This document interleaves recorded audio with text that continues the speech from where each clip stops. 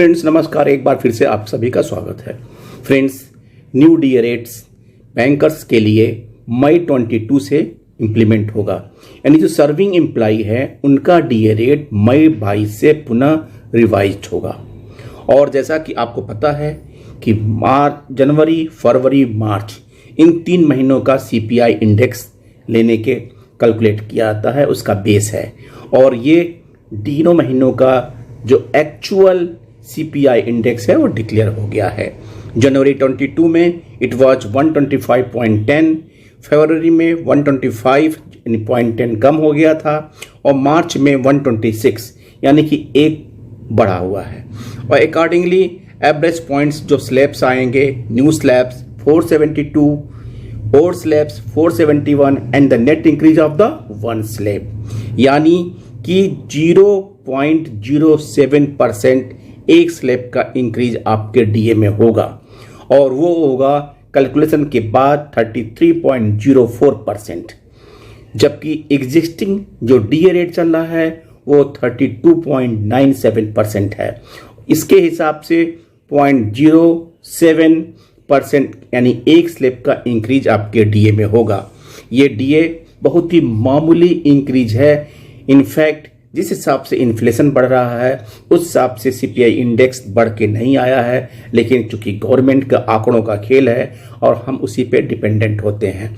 और उस हिसाब से जो चार्ट आया है डीए रेट्स का, वो मैं चार्ट आपको क्लिपिंग्स में दूंगा और उसके साथ यदि आप चाहते हैं तो मैं इसका लिंक दूंगा जहां से यह चार्ट आपको मिल सकता है। इस चार्ट के जरिए आप अपने बेसिक में डीए जोड़ के अकॉर्डिंगली आपकी नई सैलरी मई 22 से जो पेएबल है वो आप कैलकुलेट कर सकते हैं। फ्रेंड्स, इस बारे में और एक और खबर, एआईबीए का एक मैसेज जो 12th बाइपार्टाइट के चार्टर ऑफ डिमांड्स के बारे में है, जो 28 अप्रैल का है, जिसमें एआईबीए ने अपने ऑल यूनिट्स एंड मेंबर्स को एक सर्कुलर जारी करके towards preparation of charter of demands for the 12th bipartite veg revision settlement.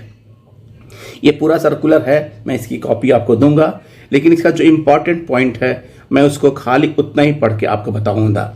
In the meantime, some of the important issues which were raised in the last charter of demand, like 5-day banking, updation of pension, improvement in pension scheme, and such like issues are pending, and IPA has agreed to discuss these issues as residual issues to work out an amicable solution to these issues. We shall endeavor to continue the discussion with IBA on these important issues and complete the same before we commence our negotiation on the fresh charter of demands for the 12th bipartite settlement.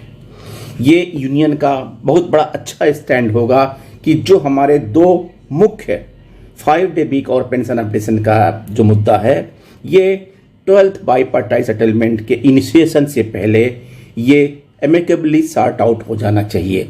अगर ये 2 मुद्दे sort out हो जाते हैं तो फिर आप 12th bipartite के लिए जो ब्रॉड गाइडलाइंस या जो ब्रॉड इश्यूज हैं, जो चार्टर ऑफ डिमांड में आप इंक्लूड कर रहे हैं, आप उसे इंक्लूड करिए। और उस मुद्दों में सबसे जो अहम मुद्दा है वो चार्टर ऑफ डिमांड का, वो है कि जो 0.07% स्लैब डीए का कैलकुलेशन है वो 0.08% होना चाहिए एज पर द LIC की तरह। और दूसरा जो है कि इनकॉर्पोरेशन यानी inclusion of special allowance in the basic pay, and that should be must rank for the superannuation benefit. Thank you friends, नए अपडेट के साथ फिर मिलेंगे, तब तक के लिए धन्यवाद। Thank you.